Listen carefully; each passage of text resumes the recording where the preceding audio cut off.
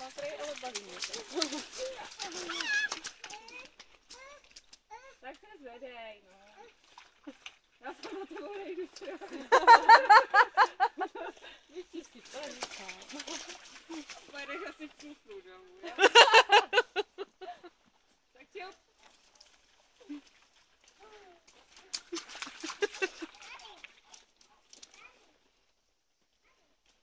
Tak, jestli nastydne, jak budeme mít aspoň důvod neočkovat.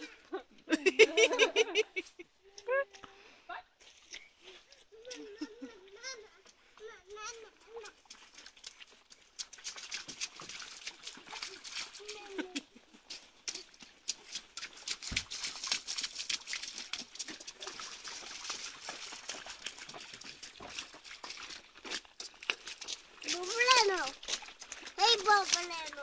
Já myslím, že to skoro ani jako nemusím mít tam, jsou tady spokojení. Tak někdo, když máme jako sponzorský daroval ty oblečky, co byly na videu. Jo.